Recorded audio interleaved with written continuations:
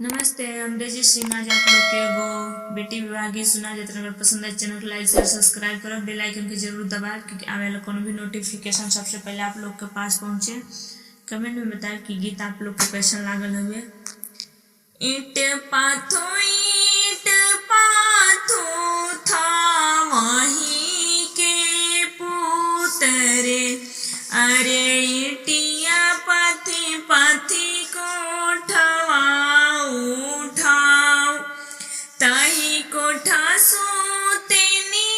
कावन बाबा राजा है, अरे बागली कावानी दादी बेनिया डोला मेरे, ताई कोठा सोतेनी कावन बाबा राजा है, अरे बागली कावानी दादी बेनिया डोला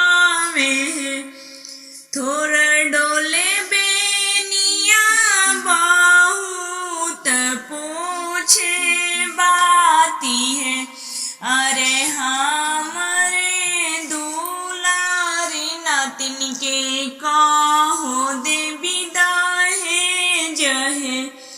अरे हमारे दुलारी नातिन के कहो दे विदा है जहे, हाथी देबो घोड़ा देबो रुपया कई लाख है, अरे अपने दुलारी नातिन के है दे विदा है जहे, हाथी देबो घोड़ा देबो रुपया कई लाख है, अरे अपने दुलारी नातिन के बहुत दे विदा है जहे, ताई कोठा सोतेनी कावन पापा राजा है,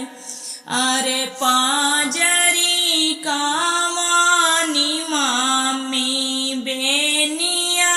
डोला में, थोड़े डोले बेनिया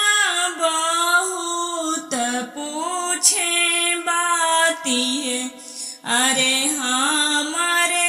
दुलारी बेटी के का दे विदा है जहे,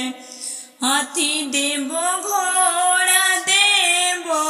रुपया कई लाख है, अरे अपने दुलारी बेटी के है दे विदा है जहे, ताई कोठा सोतेनी कावन पापा राजा है, अरे पाजरी कावानी मम्मी बेनिया डोला में, थोड़े डोले बेनिया बहुत पूछे बाती है, अरे हमारे दुलारी बेटी के का दे विदा है जहे, गाड़ी दे फोर व्हीलर दे रुपया कई लाख है, अरे अपने दुलारी बेटी के